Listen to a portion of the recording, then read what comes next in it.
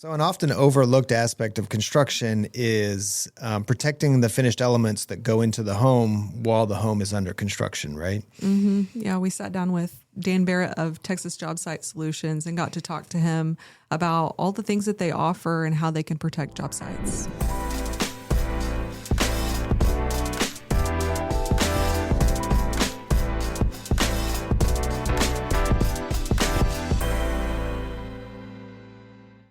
All right, today we have Dan Barrett with us from Texas Jobsite Solutions to talk to us about honoring our job site. Welcome. Thanks, Daniel. Thanks, Chelsea. Great to be here. Yeah, awesome. So before we get into sort of all of the things that you guys do, why don't you give us a little bit of background of who you are, where you come from, how you came to be to this point in your career? Yeah, appreciate that. Well, you tell from the gray hair, it's been a few years. I've been in the industry just about 25 years, so the construction industry. And I started back in 2001 in the San Francisco Bay Area. Moved out there after undergraduate. And if you remember San Francisco in 2001, dot-com bubble had just burst. So I had an undergraduate degree in business management. Any job I would have gotten, some dot-com bust guy grabbed. And so I was out of work trying to go to grad school. And a buddy of mine said, hey, go see the window warehouse. They're hiring. Window warehouse. What's this? So I go into the window warehouse and they hire me, and that started a window and door journey. And so the job site solutions portion we're going to be talking about is its inception is in the window and door industry, which I have been and continue to be in for 20 plus years. So it started there. And, in college, I had started an architect major. I saw the windows. Oh, interesting. I didn't know that. Well, I'm not an architect because you started there. Started there. The lights in the building never turned off. Never turned off. And you get out and you're not guaranteed anything but more work and maybe not. You know how the story. Yeah. So I made a few changes in my degree path, but I have an affinity for architecture. So getting in the window industry made sense. I understood a set of plans. I worked well there. Growing up with my dad, we had our most communication around working on the house. Mm-hmm. You know, we would either work on cars or work on the house. So I had my experience around a job site. So getting into the industry at that young age, this makes sense to me, right? Mm-hmm. Great time to get in because it's right when, back at this era, you'd price windows and doors in a 3-ring binder. You need a 3050, you'd roll the 3-ring binder, you'd get the price, the United Inch, SDL's glass, and you'd add it up by pencil. And that was just on the way out, and they just brought in quotation software. So my job at the window warehouse in Corte Madera, California, was being the quote guy, or the quote monkey, as most of them called me at that time. But it's a great way to start in the industry, right? You're starting at the ground level. You're learning product, you're learning how to price it, you're learning code, you're learning all this stuff. So that's how I got in the industry way back then. And when I moved to Austin in 2003, I brought that with me. So I had the chance to start a window department for an established iron door manufacturer in town. So I had a great progression from there. It's been over 20 years in Austin now. So my window and door journey, I have worked for a handful of pretty high-end window manufacturers, a couple in Canada, one in the stateside. So I have the manufacturer side of things, windows and doors, and also worked for a couple of dealers, local dealers, actually sell the product. So I've seen both sides of the equation. And it's been a great journey to be in the industry that long and providing solutions for folks on the job site. So I'll pause there. That's a bit about how I started in the window and door world. Yeah. Mm-hmm. And I can continue into how job site solutions Yeah, for sure. But just go back to that. Did you ever physically do installations and be on the job site, or were you more on the sort of sales and planning side? Right. So when I started the window department in Austin in 2003 for another folks, I was service, I was delivery, I was sales, I was everything. I was one guy. That's a great way to learn as well. My first installs was on my house. I live in South Austin, a 1927 bungalow that we bought. Should have been a tear down, and we started working on it. Yeah. So I purchased double hung windows for my house, and there was a shiplap structure, and everything's it's not plumb. Mm-hmm. Everything's tilted in or out, and there's no framing in the house, and so no insulation. You're weight and chain windows stuck in the inside of the house. Right. So a long way to tell your story. My first window install was in out of plumb walls, trying to install double hungs. I didn't even have a table saw, so I'm ripping stuff with a skill saw, and I'm hanging. So I learned the hard way. Yeah. But that's been a great background. Just with anything, when you get your hands dirty, when you get into it, you understand. This is why this works this way. This is why it doesn't work this way, right? Right, exactly. So that was nights and weekends for many years. I worked in my own house, but a better answer to your question is, a lot of my focus has been on the architectural community, on building sales teams and working with dealers and building their sales growth. Yeah. So less time in the field than some other guys. Okay. Sure. And so like you said, Jobsite Solutions was born out of your work in the window industry. Let's talk about that transition. Yeah. How did that come about? So I'm currently with a company. Austin Retrofit is one of my hats I wear, and Retrofit is a local family-run company, been around 27 years. And what's unique about Austin Retrofit is they're a full turnkey outfit. They consult with architects. You sell windows and doors. We install and waterproof. So it's interesting because they really want to turnkey everything and have complete control of the process. I mean, I'm going to not just sell you products and install them, I'll waterproof them. So one issue down the road, one phone number to call, right? Mm-hmm. In addition, we fabricate an aluminum product out of Europe called Rayners. We have a CNC facility. So really unique operation. And from my experience of working with over 200 dealers nationwide, I truly believe Austin Retrofit is one of one in the nation with how much they do. Yet there was a hole in the offering, and this is where Jobsite Solutions comes in. So, turnkey project, we're consulting, selling, installing, waterproofing, servicing. The missing part was job site protection.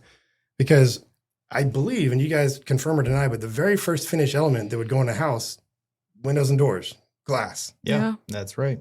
That's my hunch too, right? Because it's nuts. You put it in so early, so we would install. Unless you're doing finished concrete floors. That's true. That's true. Okay, good point. Which we can talk about later. We'll get to that in a minute, but yeah, for sure. But no, that's right. You're putting in a finished surface at the beginning, which is At nuts. the beginning. Yeah. Right. And the level of homes that we're in, you got another 2 years of the build, right? So it was this hole in our offering that, man, well, there's got to be a way to solve this, because we for years would install these high-end projects, cross your fingers, say, hey, call us when you need to finish out, but don't scratch that glass. Yeah. Good luck.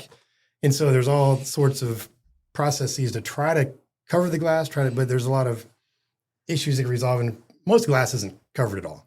Some, like Cardinal glass, if you're a window manufacturer that provides Cardinal, they give you a film on it. Yeah. Looks helpful. Read the fine print. That needs to be off in 90 days. So that film is really for the benefit of Cardinal glass to get it to said window manufacturer, get it to the job site. It's not for the builders on site, because the Texas summers is going to bake in the glass. So we didn't know of a solution until we found one. And that was the start of Texas Jobsite Solutions as a sister company to Austin Retrofit, to say, hey, we're going to focus only on job site protection, not only for glass on projects, but really part of the goal is to elevate the whole conversation of job site protection in our industry, because that wasn't just a hole in our product offering. I feel like it's a hole, It is. HOLE, in the entire industry that we all know it needs to be filled, but no one had picked it up yet. Mm-hmm. Yeah. Yeah. Well, like you're saying, you're putting this finished product in early in.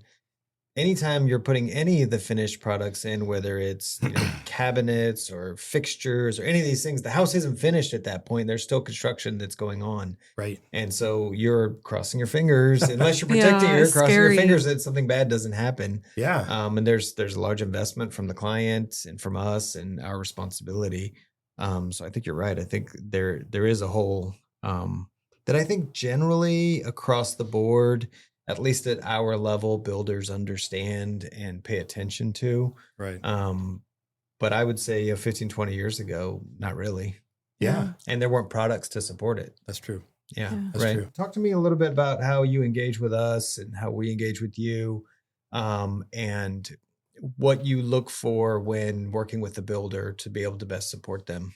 Right. No, good thoughts. So you mentioned on your job site earlier, and that's really our tagline. I have a long answer to your question, Daniel, but part of the point, we want to elevate the whole game of how we take care of our job sites. And the honor of the job site really believes we need to honor architecturally what the architects have first pick up the pencil to the turning over the keys. Like we need to honor this project. And that means we honor the finished elements, the details, how things go in. Not only that, honor the homeowners who have agonized over decisions of colors and texture and finish, and manufacturers agonized over this. We need to honor their not only dollar amount, but also just their emotional well-being, their products on site. Yeah. And then honor the job site on the builder's side. I mean, you guys are honoring your project with quality installs, quality trades going in. And so that's the honor of the job site motto, is really just to lift all boats, to elevate the whole conversation in this industry. And and if there were 2 or 3 other companies doing the same thing, that'd be great, because our goal is to elevate the conversation, first bring up the conversation, and then say, hey, there are purpose-built solutions for this. Because often job site protection is save all your Amazon boxes over the last month and unpack them and duct tape them together, and that's covering your wood floor. Yeah. Better than nothing, but that's not purpose-built job site protection, right? And so it doesn't register with everybody, though, right? Because everyone knows theoretically you need to protect your products, but most of them think, oh, my Amazon box is good enough, better than nothing, right? So to your question, how we engage, really it has to be really a kindred conversation of like, hey, you guys get it, we get it, and where do we go from here? So there's a couple of avenues we can go on that, but really, I think thematically we just want to elevate the conversation, because it hasn't been had a lot in the past, and maybe one reason it hasn't been had is because there hasn't been a good solution for it, right? Yeah. So something that we do in order to, because you can't just at some point decide, oh, we're going to protect this stuff. We have to plan for it, just like we have to plan for everything else. I mean, you are a subcontractor that we have to hire. There are products that have to be considered, placement, deployment, all that stuff. And so from our standpoint, which in pre-construction happens, in the planning stage. So when we're putting together our timeline and our sequencing, we are allowing time in between trades or at the end of a specific milestone to have you guys come in and do the work.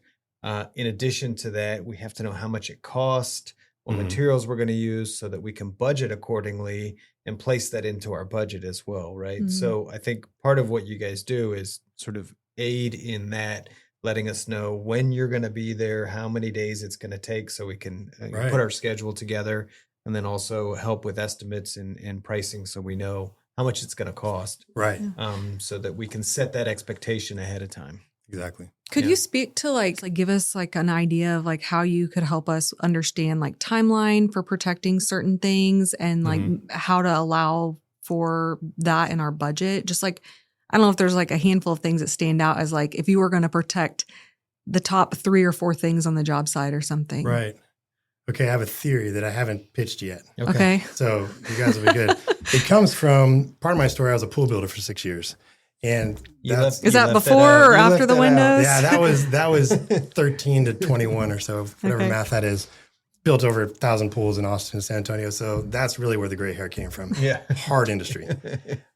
Pool builders like building homes, but every phase is a different subcontractor. You got an excavator, plumber, steel, gunite, and each trade cares very little about anyone but themselves. And so the reason I tell this story is as a pool builder, we would calculate or tally leakage. And leakage for us it's a pun on a pool, leaking water, but it's really over costs, overruns in price based upon damage, based upon unexpected occurrences. So we would then look at a Pareto chart to figure that out. So a Pareto chart is really 80% of effects are due to 20% of causes. So you picture the Pareto chart, it's a line graph with a bar graph, and you tally to the left, and it's the most instances and the most effect. And so here's my theory that the effect in this story would be dollar amount. So with the way you guys would budget, I suspect you could look back the last 5 jobs. Okay, here's where the job ended up. High five, we did great. And these are the elements that we had to pay extra for damage here, damage there, damage whatnot. And so you could look at your last 5 jobs, get a tally of that, and put it in your Pareto chart. Say, okay, 80% of our issues are caused by issues or effects, which is dollars, by 20% of causes, and that would get our top 3 or 4. So I haven't fleshed this out, but I think thematically it would make sense, because you can't just protect everything with the job site protection. The budgets can be crazy. The beauty of this is when your client's looking at their line item before they break ground, like, why the heck do I have X% in job site protection? Because that's a product that you protect and you throw it away. There's no joy to hold on to it and keep it. So your response as builder, well, here's our Pareto chart, last 5 jobs. We found that on average, X% of damage has been happening in these 4 areas. So we're going to focus on these 4 areas. You can do areas 5 through 8 if you want, but we feel like we can handle that. We want some professional services to handle items 1 through 4. So I don't know what those numbers are, but I believe that could be a way to start seeing trends. Sure. So that's my theory about how that could work using the Pareto principle. I like it. What do most jobs look like for you? Like, what things are you protecting mostly? Right. So we've been around for a little over a year now. So The companies we partner with, they've been around decades. The Jobsite solution products, we don't obviously fabricate or make anything. We're purchasing them, so we're applying them. So the top one for us is glass coverage, and a lot of it's because I'm in the window and door industry, right? So in glass coverage, I feel like it's such a high dollar item. Of course, first finish element, and my hunch is it gives you a lot of sleepless nights. I mean, the level of jobs you guys have, and if the glasses isn't protected, a lot of sleepless nights. So that's where we do most of our protection, because it's such an obvious need so early. So with Austin Retrofit installing, we know their phase, and then we come in right behind them because we want to minimize exposure as much as possible, right? And so that's a big one. That being said, we've applied our glass protection for other dealers and other windows in town. It's not just Retrofit. You know, we worked with many other manufacturers around town as well. So glass is a big one because that's so visible. And this glass protection that we can provide. It also varies. Like if you have a very large window that the glass needs to be replaced, that's expensive and a big deal. Right. That one's easier to quantify because you get the bid to apply it and you're like, doggone, that's expensive. Like, well, this one 6x12 piece of glass is ruined by your deck guy grinding a piece of rebar, and he sprays that piece of glass is going to cost more than the bid we just gave you to protect all the glass, right? Yeah. Insurance. That's exactly right. It's either you see it as insurance or you've already been bit. And you're like, yeah, man, do it, because I know how painful it is when you got to replace that piece. Right. But it is an insurance policy in a way, but you're insuring everything, you know, not just this one piece, right? So glass for sure. And what, just real quick on, what does that look like? Is that a film? That good question. So there are films out there, and we mentioned Cardinal Glass as a film. There's other films around. I don't trust them because of the heat we go through. I've heard stories. Yeah. And if a film is baked onto a glass, you can get it off. No metal razor blades, use a plastic one, but we don't touch it. I just don't trust it, even if it's rated. So our answer is a liquid applied product that we put on with an airless sprayer, or you can roll it. So it comes in 5-gallon buckets. And how we go on site is we first clean the windows and doors. So the beauty there is once it's covered, the builder knows it's great what's behind there, right? And so say the install goes in this week, we'll be out next week, we'll clean everything really well, and then we'll come to you guys and say, hey, Daniel, here's an issue we found. This window has a scratch in the upper left corner. It's got a bird's eye here, whatever it is. What do you want us to do? And you'll say, oh, I'll get the window guys out here. So, okay, we'll hold off on that one and we'll move on. Yeah, it's so inspection. That inspection is really key because, again, we keep in control. It helps our schedule, but again, it gives you peace of mind. So you know if the glass is covered and the glass advanced, it's good because we've inspected it. We didn't find anything. We cover it. So the covering process is we tape the frames, airless spray of the glass, and then pull the blue tape off while it's still dry. And that's it. Okay. So it's a heck of a process. We do a lot of taping. Our crews are really good tape guys because those tapes are key. If the product does get on a frame or whatnot, it's water soluble. It comes off, and the product is even rated to go on aluminum or metal frames or steel. Again, I'm so cautious because of our summers in Texas that we're going through right now. I don't want anything on this product's glass we can deal with. Yeah. So that's the process. Okay. And once it's on, it takes about 2 to 3 days to dry. Good for up to a year. And when it dries, remember fruit roll-ups from when we were a kid? Yeah. It's kind of like a fruit roll-up. You just peel it off and throw it away. Yeah. Okay. So that's what the if process. what if we have a job that, like you said, a year? What if we're going beyond that and we want to would you have to come remove it and then apply again? So the concern if it goes beyond a year is not that it's going to deteriorate the glass or hurt it. It's really going to be possibly difficult to remove. Okay. The solution there is you can just put on one more coat, which will bond to the initial coat. Oh. And then you're good to go. Or you could roll the dice and Great. say, I'm going to take it off in 18 months, see what happens. And Yeah. could be fine. Okay. Yeah. But the right answer is to take it off, reapply, which is expensive, or just apply over the existing. That'll strengthen the bond. And then when you are done with the project, fruit roll up it right off. Just a big one. Yeah, just a big fruit roll up. Yeah. So it's been great. And it's been fun to be able to provide this solution because you mentioned budgeting, which is the right way to do it. We have other jobs. We get calls and say, I've never seen so much glass before in my job. Help. Because they're, like I said, they're keeping them up at night, right? Yeah. They know what they pay for the window package. And on the shop drawings, looks big. You put it in the opening.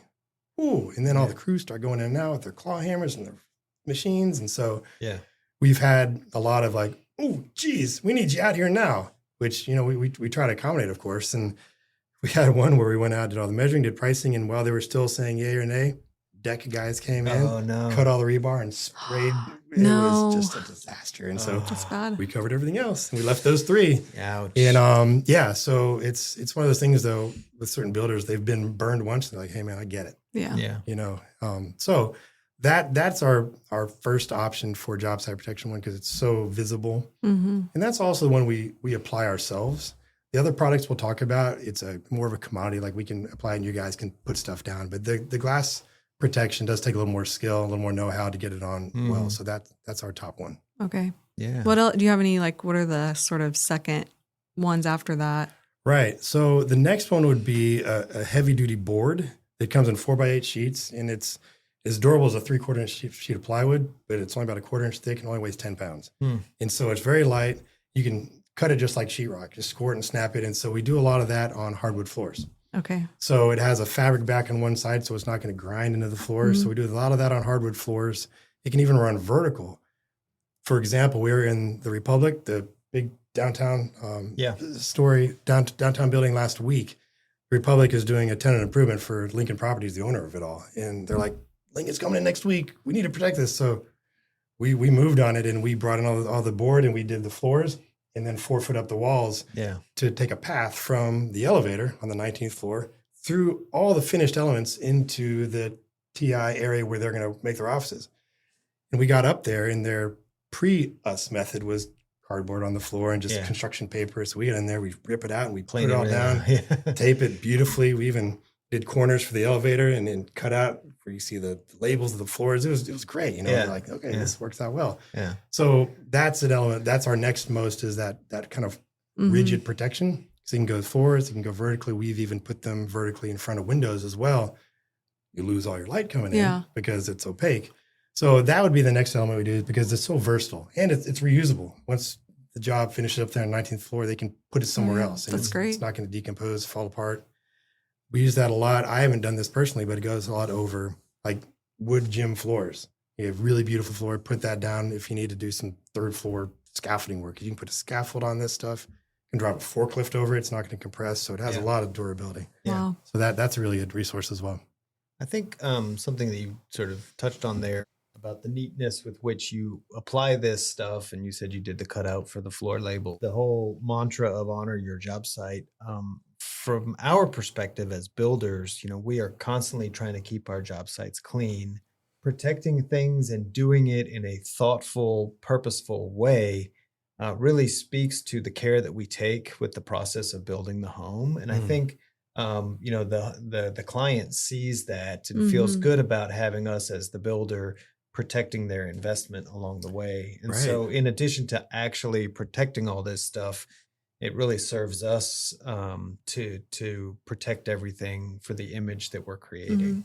There's something about it, like it's temporary, but I think when it gets installed in a way that doesn't look temporary, it, like, the message is conveyed to the client and to our other contractors on the site. Because if you've got like kind of some like cheapy floor protection that's peeling up, it's hard to respect that when you see it. Guys just kind of like walk over it keeps ripping. Oh yeah, we're doesn't work. Speaking my language. The whole reason that we exist, because one trade maybe doesn't care about the other trade, right? And so I was on a job site earlier this week where we walked in and it was the cardboard paperboard on the floor with a big rip in it. So think back in this story, right? Like day 1 it rips, a little rip.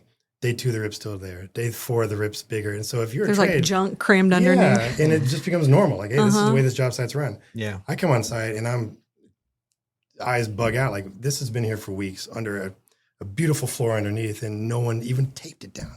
So, but to your point, Chelsea, it creates an image or a culture on site, right? As if the builder, the PM in charge, isn't choosing to tape down that rip in the first hour or two. You're just like kids. it doesn't matter, right? Yeah. Like kids start giving a little bit of leeway. Oh, Dad didn't care about that. All right, I'm not going to X, Y, Z. So, but that's a big part of the message it sends on site, where we found where a lot of builders use this to make sure, the product's protected, but the additional messages it gives.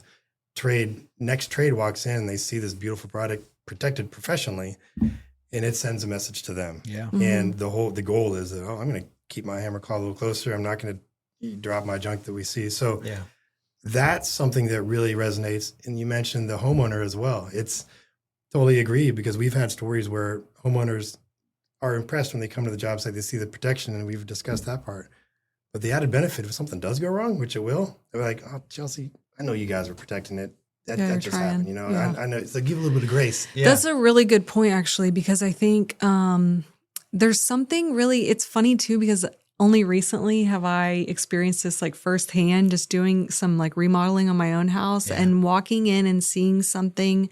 You know, if you see someone's tool sitting on top of marble, it's really frustrating. It's like, come on, get this metal, get this heavy hammer off my sink. Yeah. But there's if there's protection on it, if something like that happens, it feels a little bit less mindless. Yeah. You know, it just, the whole thing, it really like translates into everything. Yeah, it sends a message throughout the whole site, I believe. From builder sends the message to the trades, to the homeowners walking through, and it elevates. It should elevate everyone's game, right? Yeah. And then the side benefit, you're not paying for rework, Yeah. right? I mean, it has a benefit more than just this warm and fuzzy feeling. Yeah. There's real benefit to it, right? Yeah, absolutely.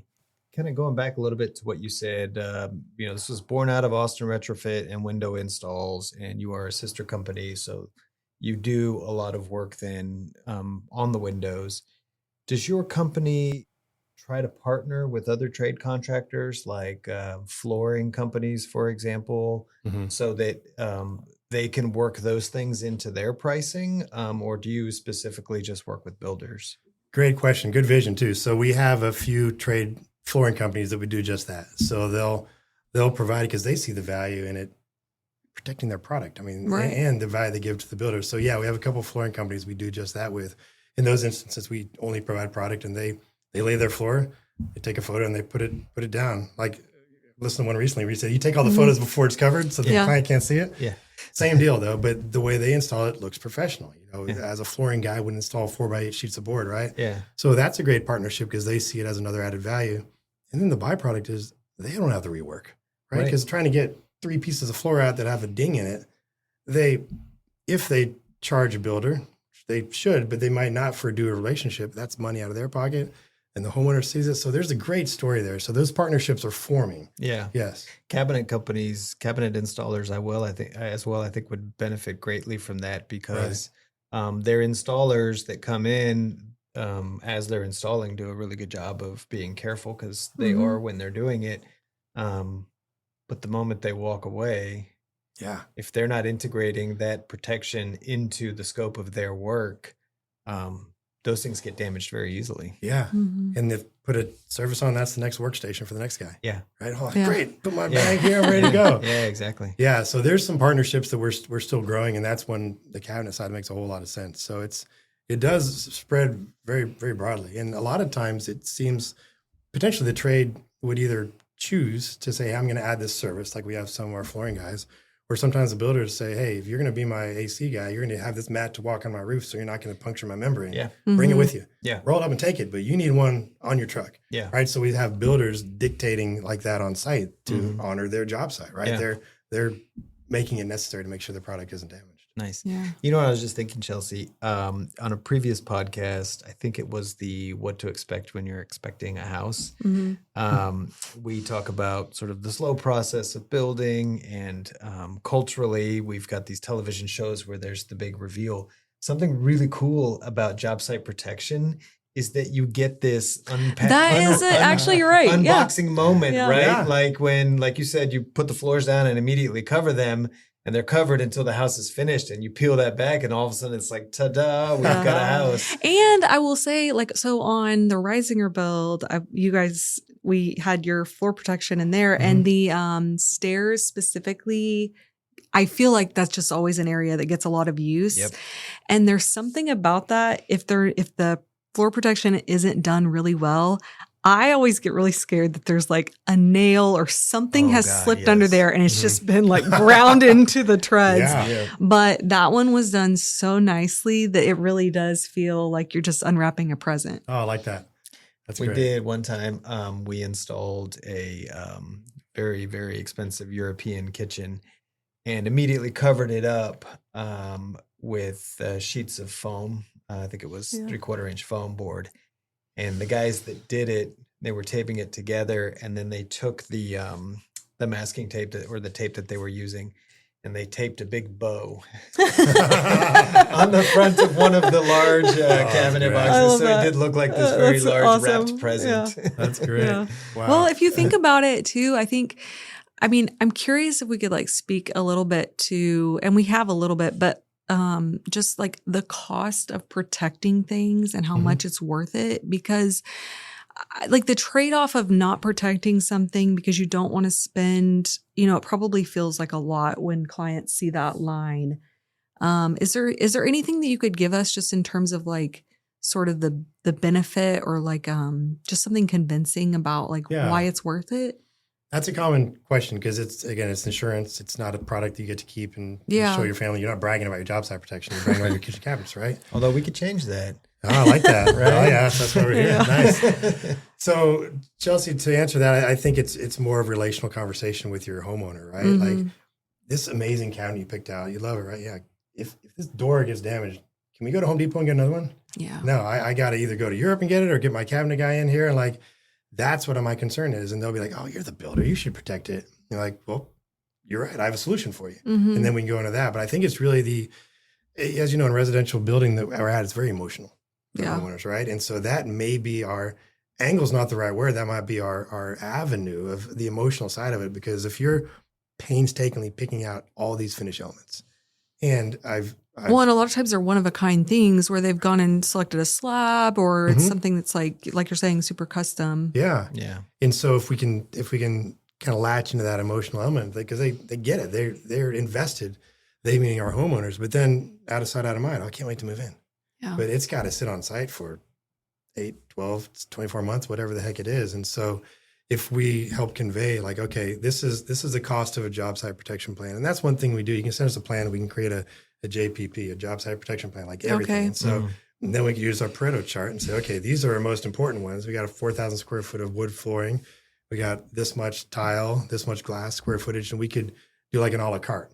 Okay. Could be another solution, right? Oh, that's and so Yeah. if you have an a la carte mixed with the emotion of the homeowner, like, hey, how much do you care about your glass being scratched? Because it could be a cost of X.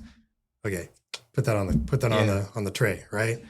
And if it's wood flooring or if it's tile somewhere else and they're less concerned about it, we got plenty of tile in the garage, plenty leftovers. We got a good grout guy. Okay, well let's not worry about that one. So again, we're just trying to elevate the conversation, right? We're not trying to protect the whole wrap everything in saran wrap and protect it all. We're just trying to elevate the conversation because I feel in my heart that if we elevate this conversation at this level, at these level homes, other guys will too, and other homes will too. Yeah. And the end benefit is the homeowner gets a better product. The trades are taking better care of the job site. Builders getting great reputation in the architect's product. So the honor your job site is really from pencil to turning in the keys at the end. Yeah. So long answer to your question, but I think the emotional side of it is how we get there. There's a dollar amount connected with it.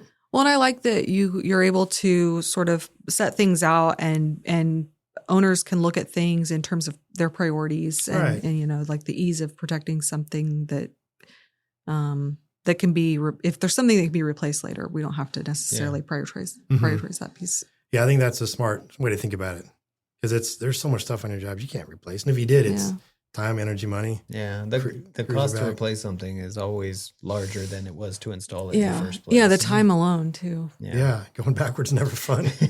Yeah, it's terrible. Absolutely awesome. All right, well, this has been a really great conversation. We'd like to ask you one more question. All right. If you weren't doing this, what would you be doing? Ooh, I was ready for this. Okay. I knew it was coming. So the younger Wait, me, who told you? I've been watching your shows. Oh, right. Yeah, you didn't, People listen I'm to a these? fan. Yeah, no doubt. That was good. So younger me, I was going to play second base for the Chicago Cubs. That one didn't work out. Okay. And honestly, I think it might be a firefighter. Oh, okay. Oh, I like that. I like the camaraderie. I like the supporting others, the helping others. And with the schedule of firefighters, you're like 4 days on, 3 days off. My 3 days off, I'd be a destruction derby driver. Oh, I want to drive in a destruction derby. best answer yet. Yeah, I think you win. So that's my dual purpose. I love it. Yeah. Thanks. So we'll keep going for this for a while. Yeah. So This has been really fun. Thank you for embracing this conversation and bringing light to it. And, Yeah. homes been going on for so darn long. You guys talking about the 500-year home. I mean, if you got that, you got to protect this stuff. Yeah, For that's sure. right. Well, And- it's for us, we definitely see the value in it and appreciate companies like yours that Mhm. provide those things. For Excellent. Thanks, Daniel. Awesome. sure. Thanks, Chelsea. That's it for another episode of Work in Process. Thanks for listening. If you've got a question, a topic suggestion, or want to start a project with us, send an email to hello@risingerbuild.com. You can also find us on Instagram at risingerbuild_ATX or on YouTube by searching Risinger Build. We'd love to hear from you.